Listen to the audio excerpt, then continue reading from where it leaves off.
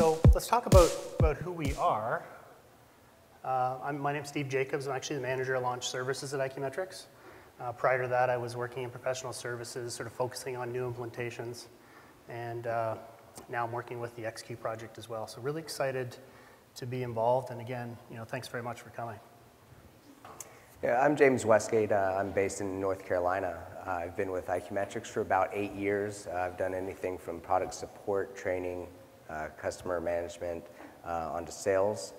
This last year, starting in January, we started the launch of XQ. So I've spent most of my time doing that. Previous to IQmetrics, I worked for Alltel Communications in Charlotte for about 10 years, from anywhere from installing those nice hands-free StarTAC kits into the cars, all the way up to being a store manager, managing inventory, everything that's involved. Now, I just want to talk about who you guys might be. So some of our audience, some of you may just be interested in the launch process, what's involved if we do move forward with it. Some of you may be already looking at planning stages of XQ, so what are those next steps? And then I know a few of you guys have already rolled out XQ and you're saying, you know what, let's see what IQ's learned over the last year. We've launched quite a few screens and we've been compiling these best practices. Really want to make sure you can maximize the XQ benefits. So some of the takeaway we're looking for is we want to make sure that we discuss with you the launch process. Steve's actually great at that. The timelines as well, as he alluded to. It's a lot quicker than rolling out RQ4. We've got our top 5 best practices. We've got more, but we only have a few minutes here. So we also want to roll out or maximize those XQ benefits. So let's talk a little bit about the launch process in particular and how we do that and how long it takes, because I know that's always one of the biggest questions our clients are asking is, how long does it take? And I guess there's a few different ways to answer that question. One is it depends, and the other is generally we have an 18-day time frame that we can follow on a pretty consistent basis, but it also may be that you want to launch it a little more quickly. We can do that as well, and we've seen a lot of that. It just depends on the nature of the implementation, the content that we need to develop, the store build-outs, and the things that happen there, right? So it's going to depend a little bit on your situation. So, but what we like to do is we like to always think of the process taking, in terms of getting started, that's our initial stages. We'll get into a little more detail on that, but some of the milestones we have is we like to complete that by the 3rd day after the sale's signed. Okay, so those are business days. So 3 business days after the sale's signed. The other thing is these all don't have to be done in order. So as we move down in the other stages, it's possible to do some of these at the same time, or some of these in unison. So jumping around, bouncing around a little bit.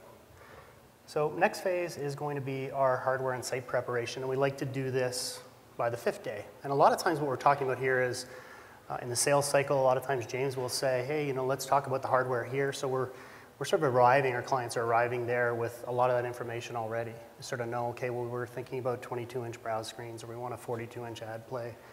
We're going to do a site survey. We're going to do these locations. So a lot of the information is predefined, so we can normally speed through that.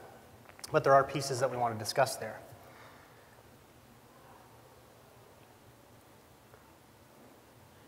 So the main thing we want to illustrate, though, is these are some of the milestones that we like to keep. If our clients can keep these milestones moving forward, then we can hit those 18-day timeframes. So the 3rd one is content development and setup, and that's really the biggest piece, right? And we like to do that by day 14. So if we can get all that content ready to display on those screens, at least the initial content, if we can do that by day 14, then we're in pretty good shape. So the next piece is the XQ training. Really integral part of it, right? We want to make sure that our employees understand how to use the product, and also the back-end pieces of your team understand how do we develop the content, how do we manage the content, where do we do that, what are we doing exactly. So those are the pieces that we do. And again, by day 16, we like to have that all complete. Again, sales training or XQ training doesn't have to happen 16 days after the sale started. That could happen on day 2. So get them excited early, get everybody excited early. Okay. And finally, the software activation and go live. So in that, by 18 days, what we're looking for there is all of the media players installed, the screens in the locations, the software activated, and ready to go. So reviewing that data. So let's look at these stages in a little more detail. First one, getting started. Obviously, we talked here about day 3. And what are the things that we're doing in that particular stage? So we're welcoming, introducing our clients to the launch team. We have a team of content, a content group as well as a launch specialist team, so sort of 2 teams working in unison. We'll talk about the initial data collection. What is it that you want to display on those screens to start? We also introduce our clients to the XQ training material. So we have an IQ University course specific to XQ launch that our clients are able to take. We will introduce you to that as well. And then finally, obviously talking about that timeline. When is it that your grand opening is? What are the days that you want to be ready? Let's try to have that done a week before so that we're in good shape. You can review the content and go live on that day. Okay, so talking about those timelines. Then the next piece is our hardware and site preparation. Okay, so what do we need to do in that stage? We're obviously introducing you to our hardware partner. Okay, also talking about the site survey. So do you need a site survey? Do you already know where those screens are going, how much cable you need, what mounts, what monitors, all those different pieces, where are they going to go? Is it a new location or is it an existing location? So those will all be factors that will have to play into that site survey. And then finally, the hardware order. All these pieces aren't done on your own. We do have a hardware partner that's able to assist with any technical questions. Also, the sales team and the launch team are able to help you as well. What have we seen? What are things that you're doing? How are people doing this? Who's done it before us and what have they ordered? Okay, so we have all that information. And as we mentioned, many times a lot of the hardware pieces are actually done in the sales process, so we can leapfrog that step almost entirely. So next piece, content development setup, really important piece, okay? Now, in terms of that, what are we doing there? We have an initial content template that we provide to our clients and say, hey, what are the phones that you want to display? What are the terms that you want to display? And then, of course, what pricing are you looking for in all those pieces? So if I pull up a particular phone, what is the price based on a 2-year term? Okay, so we have all that information. We're gathering that initially. And that's going to form the basis of our initial launch content. Okay. The other things that we do often in that section is we often install a single media player. Okay, and depending on the size of your group and the size that of your implementation, you may have a media player and a screen shipped to a separate location so that we can do some work there, review the content before we go out and deploy it into the location. So a few different things that we do there. Next is the XQ training. And here, again, we're talking about content management training, so training the people that are going to be doing the work, right? So I'm going to be managing your content. How do I do that? Where do I do that? What are all the particulars? And we have quite a good XQ University course, and we're also coming up with webinars on that as well. And then finally, the salespeople. And one of the biggest things is training the employees on browse. We do have several good videos, 7 minutes long. That's really all they need to get started. They'll show them how to interact with the browse screens. And then we also want to tailor that, and we'll talk a little bit more about it, with some new sales processes to incorporate the screens into your stores. Okay? And then finally, the software activation and go live stage. And again, really the big things here is we want to try to do that possibly a week before you're ready to go. I know it's difficult. We don't always see that, truthfully.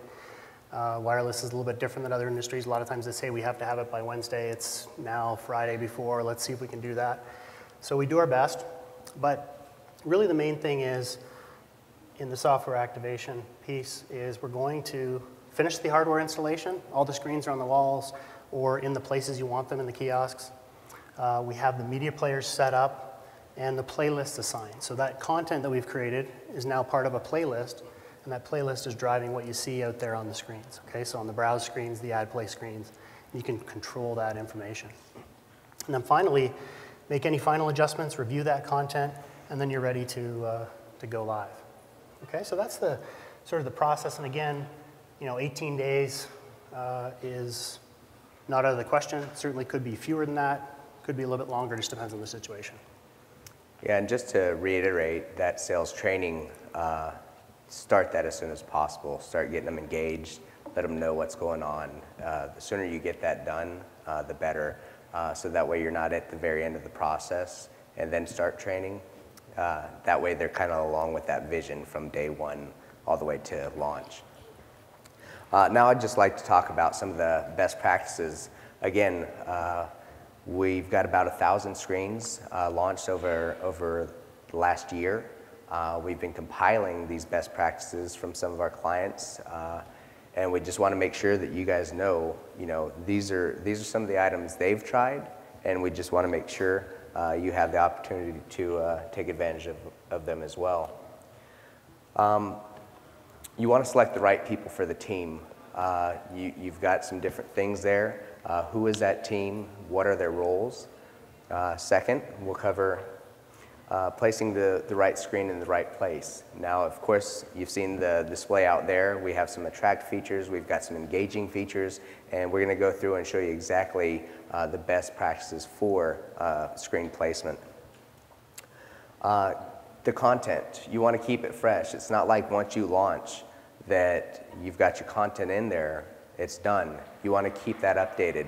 We're going to make sure we have that information up on the cloud for you, and you can download it. But you can also move things around. It's almost like digital merchandising on the browse screens. Number 4, again, one of the most important pieces is boost that staff engagement. Get them excited again at the very beginning. Let them know about the vision. Make sure that they know that, hey, we're some of the first people that are rolling this out to our locations. And then finally, to continue to monitor and improve. I mean, as you go through, you're going to see different things that are working, some of the things that aren't working, kind of change it up, try new things, and I'm sure you'll have a great experience with it. So best practice number 1, select the right people for the team, very, very important. And a lot of times we see that overlooked. And one of the things that we want to be careful of is, if you think about it today, and I could put that question out there, if you were going to implement XQ tomorrow, who would the people be that you would add to that team? I think most of you, if you're thinking that way, you're like, yeah, I think I know who I would add to my team. So let's talk about that a little bit, and what are the other things that we want to consider? If we're assigning people to these projects, we want to make sure that we're also not just adding another job onto their daily roles, right? We could say, hey, well, let me shift a little bit of your other duties to another position so that you can do this XQ project. Now, it's not going to be an enormous amount of work, but certainly there's work there, and the more time they have, the better, right? So that's one thing that's very important. The other thing that we also want to talk about is what that team looks like and how many people would be on that team. So how big is it, right? Well, it could be one person, right? Depending on the size of your organization, it could be one person, could be 2 people, could be 3 people, 4 people, or possibly even 5 people, right? Now, what we've found is that it's not a full-time job, right? So if you have the expertise, you have marketing department, inventory department, you can certainly bring those people together because those are the experts in their various fields. But at the same time, what we've found is that 3 people is probably a really good size for that. And 3 people is 3 roles. Okay, so we'll talk about the roles. So what are those 3 key roles in the implementation of an XQ project?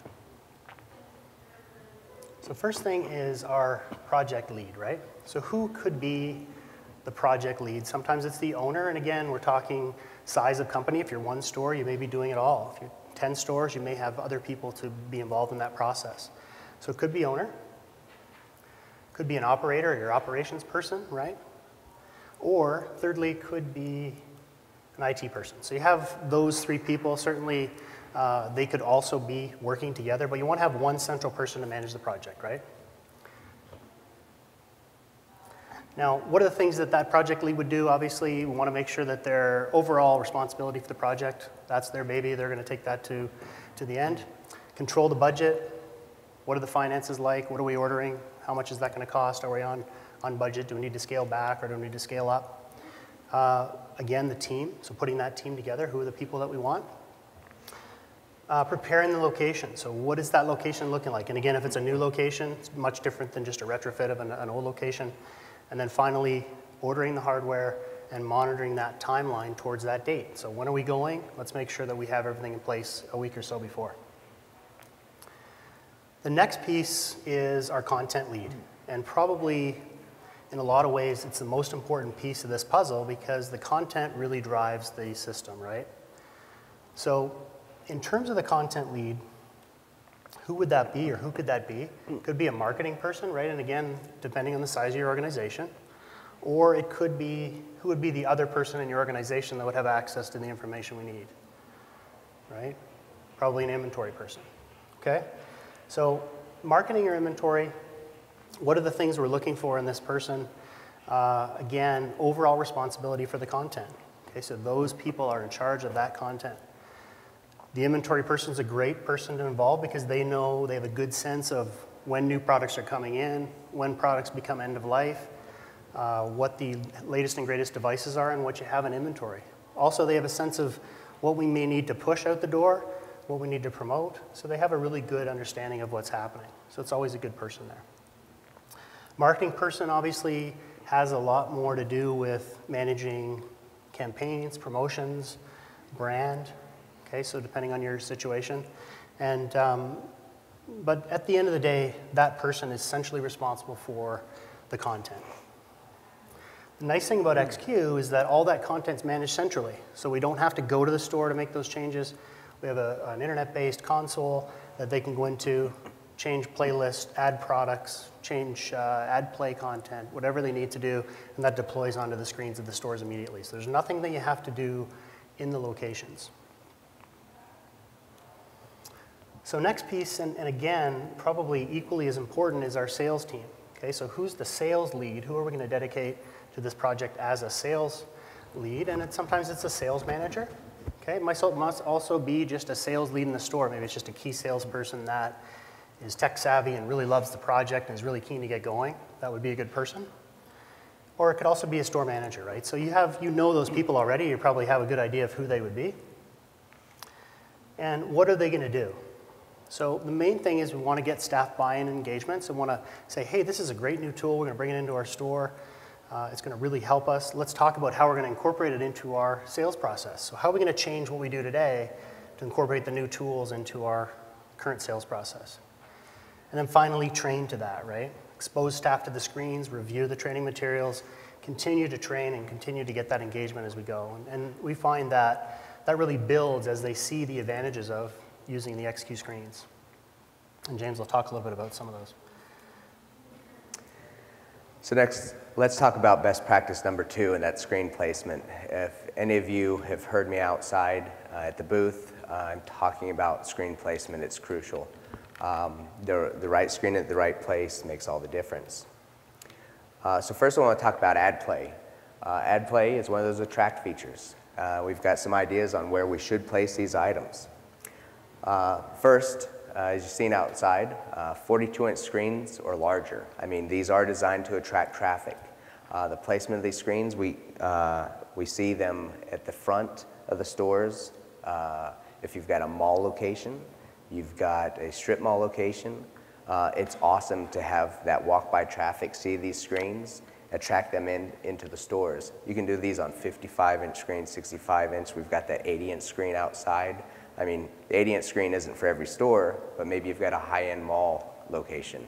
That 80-inch screen would really scream at the people walking by, come in, see what we've got to offer. We've even got matrix walls. I mean, you can do 4x4 matrix walls. If you've seen the Catalyst booth out there, that's a 2x2 matrix wall. They can do it as big as you want. Another place for the ad play stations is right behind the checkout stations. So what happens is, as a sales rep, is now time to do the order entry. That customer's facing that rep, typically looking around for something to read, something to do. So if there's a screen right behind me where I've now shut down to do the order entry, and that screen back there saying, hey, handset protection, unlimited data, Bluetooth headset, it might spark that conversation. Even though I've shut down to do the order entry, now my customer might ask me, hey, I forgot about handset protection. I'm really bad with my phones, I need that. They can also be displayed in portrait or landscape. It just depends. I mean, I like portrait because it's new, up and down. Great for static images. You can also mount them landscape, great for videos. Just depends on your space. I mean, you might have a nice narrow wall that a portrait image might fit perfectly. But then again, if you're planning on playing a lot of video, landscape's the way to go. You'll be able to take full advantage of the real estate of that screen. Next, we've got Browse. Browse is our flagship product. This is trying to get those customers engaged sooner than later. Give your sales reps time to get to those customers. Here are some of those best practices. As you've seen on the 22-inch screens placed on our booth out there, they're low, they're within hand's reach, they've got a slight tilt. It almost invites the touch. People won't just pass by them thinking it's just a television screen playing videos. If you're placing those 22-inch devices near, 22-inch screens near the devices, you can have maybe 6 to 8 devices right there. So if I've got the screen in front of me and I choose, let's say, this Android phone, maybe I've got that Android phone right there so I can read the specs, pick up the phone. But you know, maybe I don't want to have every single phone on that display. It might be overwhelming. I could have one screen over here for my smartphones, maybe another screen over here for my basic texting phones. You can really split it up on a per screen basis. But you can also place Browse on a 32-inch screen, which is great for that flow of traffic. If you've got a certain way that you see that your customers walk into your store, or maybe you've got a bill payment window that people are standing around just kind of waiting, having a screen right there kind of invites them to start browsing through your products. And then finally, iPad Browse. iPad Browse is awesome. It gives some really great flexibility for the sales reps. First, you're arming your sales reps with every bit of product knowledge that you carry. It's nothing else, it's just your products. So they can actually walk around with these iPads. Maybe all the screens are busy. I can walk them over here to this table, and we can have a seat. We can talk about, you know, what phone are you interested in? What about accessories, features, rate plans, just like the other Browse screens. Great thing about that is they can be mounted anywhere. I mean, let's say a tablet bar. Maybe you don't want to mount a 22-inch screen along your tablets because that screen might take away from the tablets themselves. Maybe you can mount a nice iPad that has all the product information about all the other tablets you sell. So it's great for tight areas. Kiosks. We know kiosks, there's not a lot of space. iPads are great for that. And then if you have a B2B rep or multiple B2B reps, they can actually take this out on the road. Instead of them going out to see a customer or prospect and maybe having to pull up a carrier website to show some specs on a phone and maybe show some pricing you can't offer, they can actually have that iPad there, pull up all the information, and they're done. So it takes us to best practice number 3. And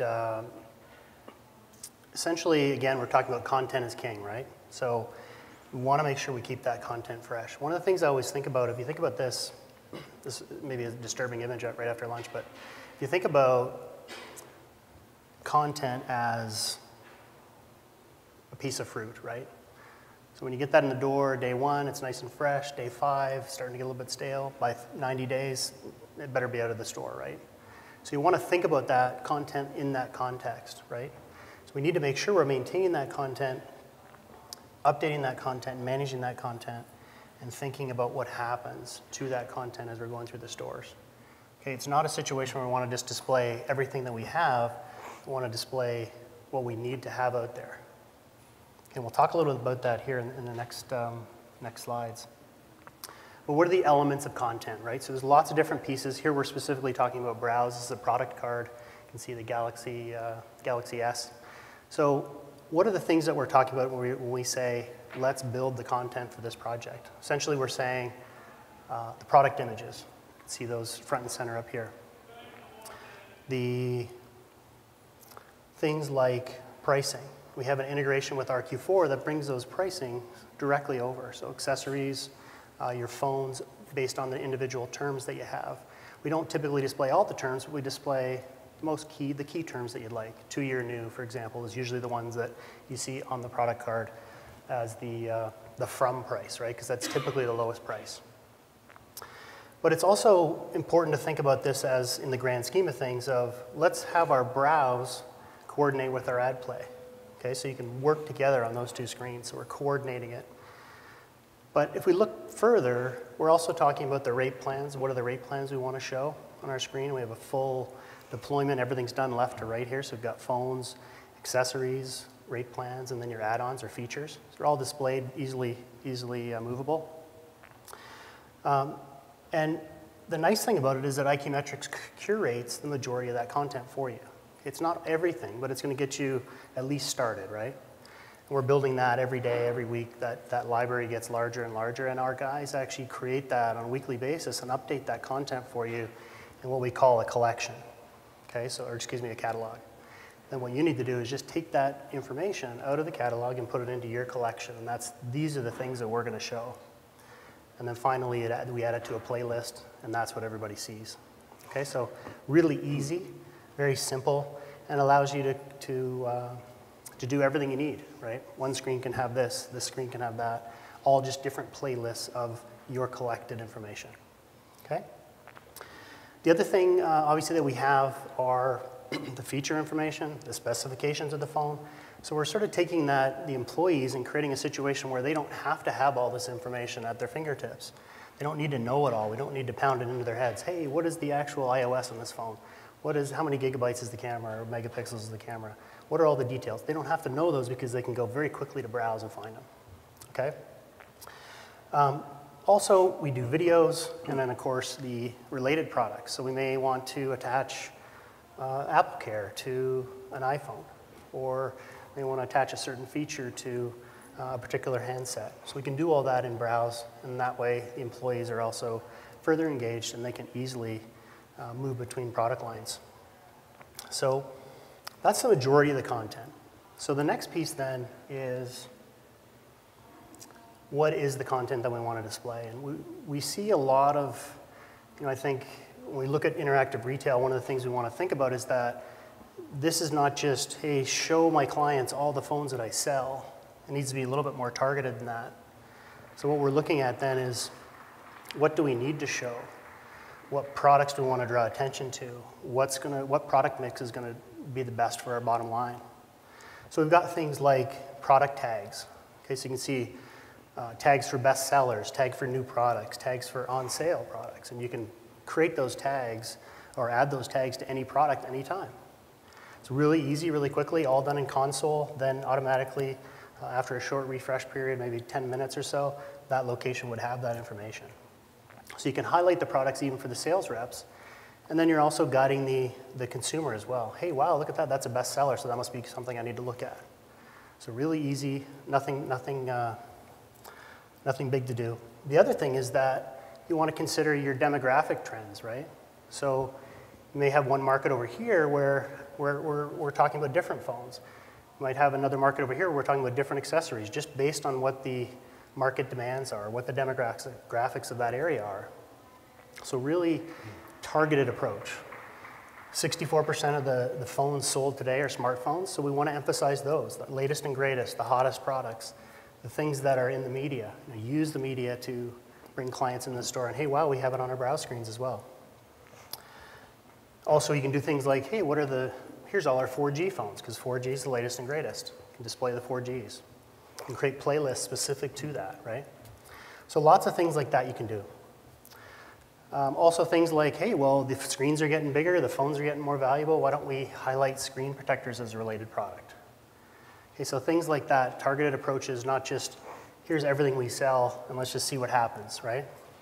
So this way we're able to target what we've got and do it in an efficient way. The other thing is, you see a lot of products on the screen up here. It doesn't have to be that many. You can make it as few as 2 or 3 or 4 or 5 or 6, right?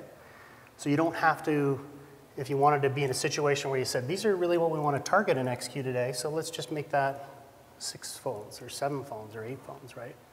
To sort of hone that customer eye right to those products. So we're promoting the right content. Okay? And then we talked about this maintaining with regularity, right? So really, really important. We're talking about a maintenance plan. So it's not just, yeah, we'll update it whenever we can. It's going to be every week we're going to make an update. Who's going to do that? Content lead probably. How often? Once a month, once a week, once a day, once an hour. You can do all of that. And then of course, what products do we want to target? So again, people in the know in your locations, inventory managers know what's coming. They know what products are selling. You can adjust that mix very quickly. So we always want to think about the latest content, making that a habit, making it a company priority, right? And then the other thing that we can do is you can use your vendors to provide you with some of this content. Thinking more ad play, but hey, for example, hey, I want to call Verizon and see if they have this ad that I can use in my location. So they're professionals at that. They have a lot of that information. Certainly all the hardware vendors have a wealth of information as well. So if it's something you want to develop, there are resources out there that you don't necessarily have to do it yourself. Okay, so that's sort of the idea, but the main thing is we want to maintain that content with regularity. As I said, we also are updating content on a regular basis, so you will have new information. So the iPhone 5 comes out, we add that to your catalog, right? So now it's there, then you can add it to your collection and then onto that playlist and show it in the stores that you want. Okay? Now, before we leave this slide, I just want to drill home. We do have that foundation on content for browse and stream. So product specs, phones, rate plans, features, all of that's there. When it comes to ad play, we do have images. We have our partner images. Most of our partners let us know when they have a new image. They send it to us. We have it available to you. But what we really want to see is you using ad play to maximize your brand. So, and this all depends on your carrier. If your carrier allows you to post your company name within your store, you can actually create your own content for these ad play screens and make sure that when they walk into your store, that it's not just a carrier store that they had a great experience in, that it was your store. So next time they need that car charger, next time they have an upgrade, they're looking for your specific location.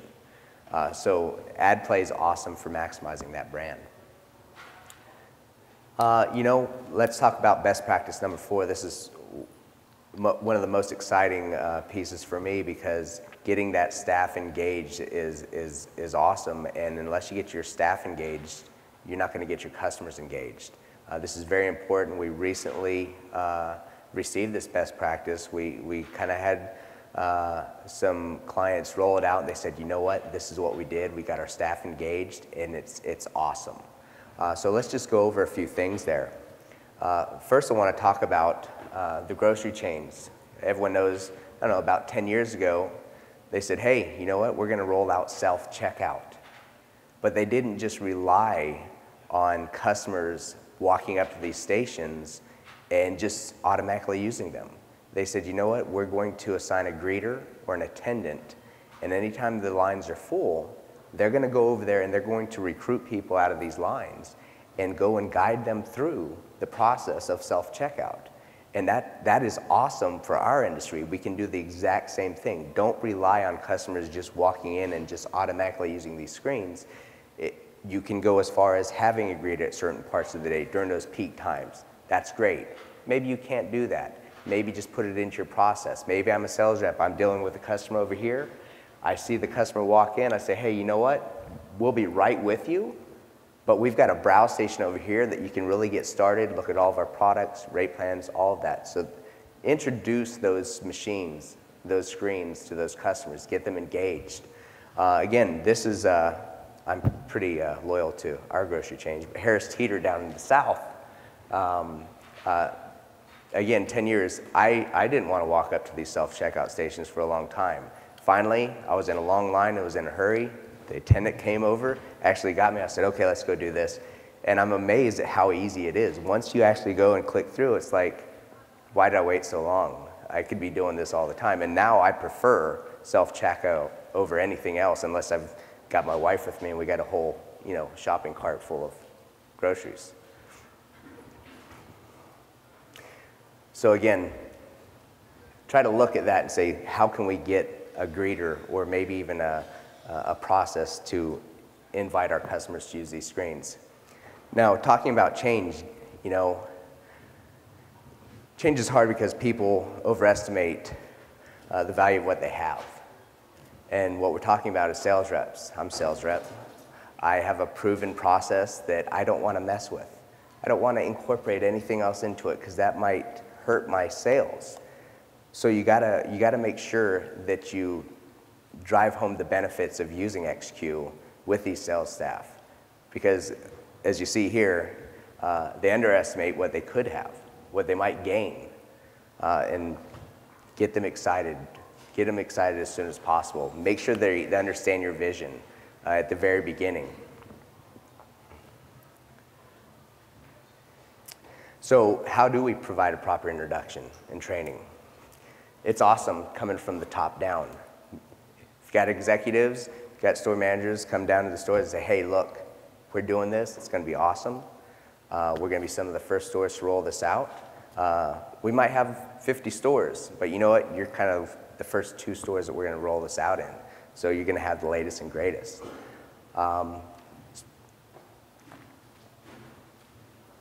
We have training videos. We've got one that's a couple minutes long. We've got one, like Steve said earlier, 7 minutes long. Really punches home exactly all those benefits that sales rep will receive. I mean, on the browse stations, they're not just looking at phones. There's related products. Most of our products up there are upselling.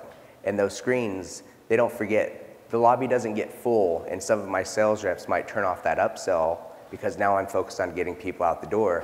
The screens don't think that way. They're always pushing related products. There's an ad play station right here going handset protection, Bluetooth. They never stop. And again, get them excited. It is exciting. These are awesome devices that you guys are selling. So how do we get our store environment to fit that excitement?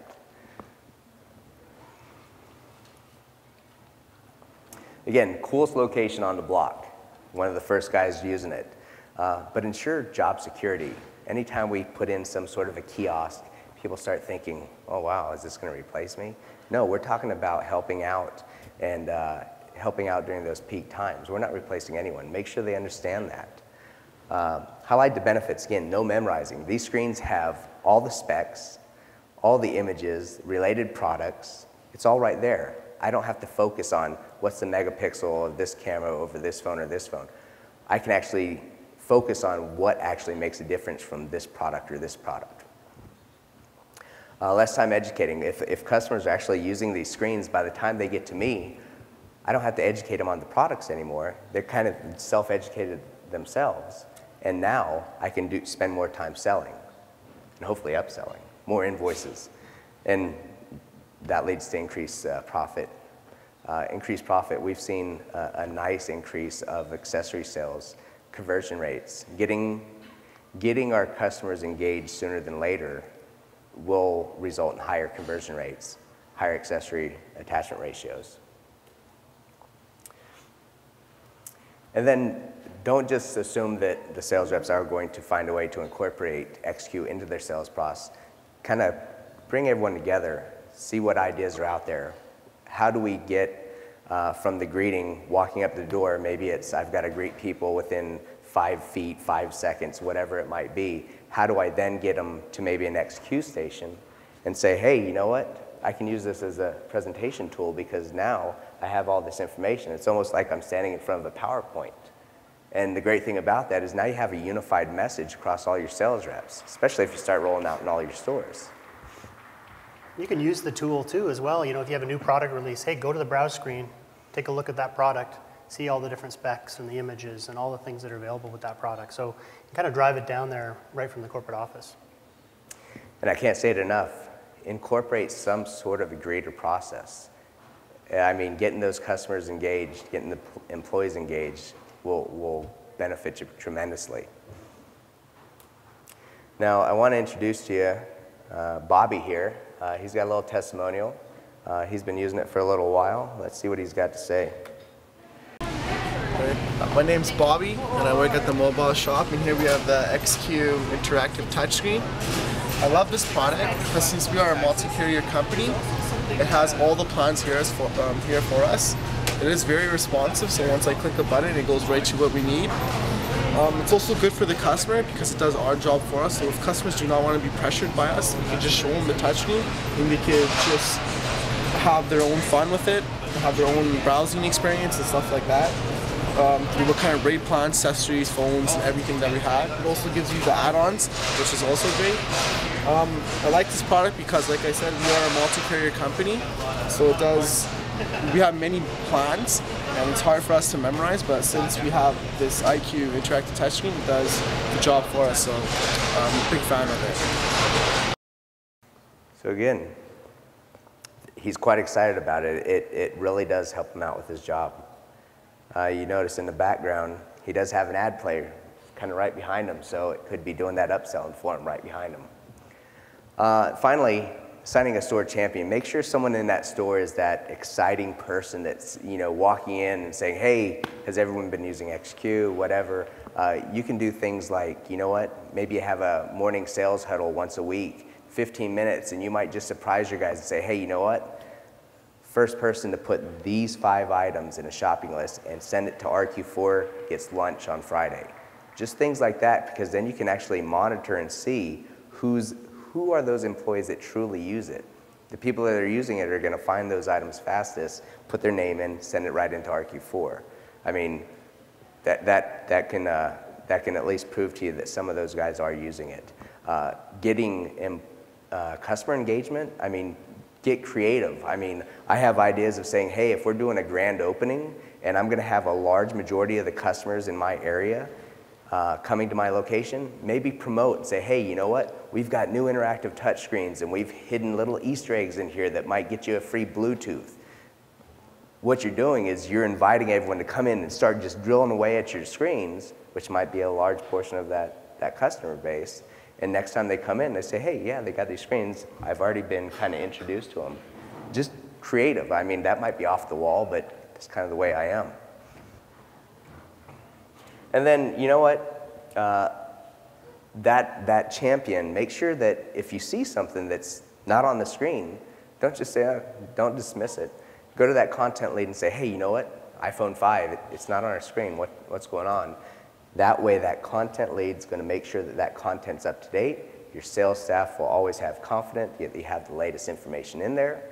And you know what? If that content lead went to find that iPhone 5 and it wasn't there, don't just drop it. Contact us. I mean, we're all over it. We've got an awesome content team that's making sure they're up to date with all the products that are coming out. But you know how many products are out there? We might miss one. Don't just let it fall. Contact us, say, hey, we need this item. I'm sure we'll get it to you within probably 48 hours. Alrighty, so that brings us to best practice number 5. So we'll finish up with this sort of last few thoughts here. But with anything you do, you need to monitor it and make sure that process is working, right? So ensure the success of that organization. So what people want to do is monitor what they're doing, match the content to the screens where the people are going. So if people are moving around the outside of my store, let's do things like that. Move the screens to the outside of the store if it's possible. Move them to different browsing bars. So there's a lot of different ways to do that. So we always want to think, continue monitoring and improving what we're doing. Is it working? So monitoring the process, making changes, want to keep the content fresh and exciting, very important again, and we've talked about that a few different times. But also try new things. I mean, there's a lot of different ways to do that. Specialized playlists, for example. Hey, let's do an Angry Birds playlist or a kids playlist of different accessories or different cases around back to school time, or different things to target those demographics. Okay, so there's lots of options there, and that's finally you want to make sure you're communicating those changes. Hey, stores, we've got some new playlists coming down. We're going to add some new stuff here that should really help you over the weekend. Sort of the built-in sales promotion, right? So lots of things you can do there. And finally, so maximizing XQ benefits, what can we do to maximize those benefits?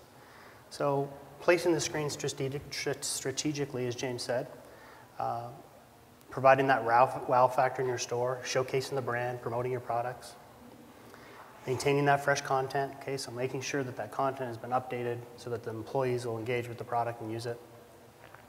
And then again, we're promoting the right products. So we're not just randomly throwing products up there, we've got the right stuff. Then boosting that staff engagement.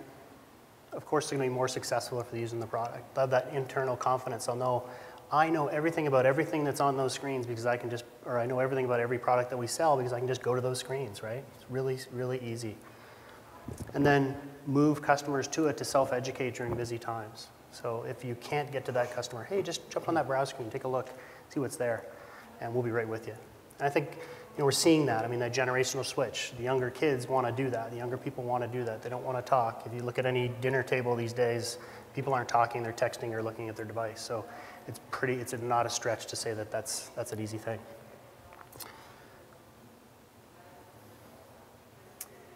So I don't know if I've said this yet, but staff engagement is pretty important. You do a lot to get these screens in the store. You look at the products, you collecting this content. Don't let it end there. Make sure you get the staff engaged. That's one of the most important things we've learned in the last few months. And we've had a few clients that have had quite a bit of success doing this. So make sure that you haven't done all this work and then you just drop it. And we are building up our launch processes to make sure we're giving you the tools, giving you training videos to sell your sales reps on this product. Make sure that it is successful.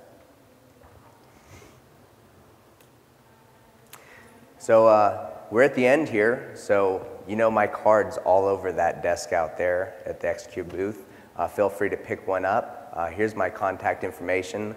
The reason I'm throwing my contact information up here is because I can give you quite a bit of information if you're interested in learning more about the products. If it's something, questions around launch, I can always get you in touch with Steve. And as well, we have our website. I'm sure you guys are familiar. It's probably not the first time you've seen it in the last couple days, but it's right there. We've got tons of product information up there. We've got inspirational planograms, so ideas on where you can place screens. We've got ROI calculators. We've got some really nice images of some of the client stores that have already rolled out. They give you some really great ideas on where you can place these screens and what you could do with your store locations. Yeah, so the question is, what does how does the billing structure work, basically? It's per screen, and there's no retroactive, sort of RQ4 is more, hey, let's do it this time of the month or that time of the month. It's just whenever you install, the billing begins at that point and continues from there forward. So it's only the screens that you're actually using. Browse screens have a fee, AdPlay does not. So whatever you guys decide to do, it's just going to be the screens you're using. And just to add to that, it's, I don't want to go too deep here, but when you activate a screen, that's when you start getting billed for that screen. If you've added a couple more screens later that week or whatever your launch process is, when you activate that screen, that's when that screen starts being billed. So no problem whatsoever with the billing. Okay. And you do have the ability too, just to that point, if you wanted to ever remove a screen and add a different screen in a different location, that's when the billing stops and begins again when you install the new one. So it's very easy to do. We do appreciate you guys coming out. Scottsdale is nice, but it's taking time away from your business. That's a big deal, so we really do appreciate that. Yep. Thank you guys. Thanks very much, everybody.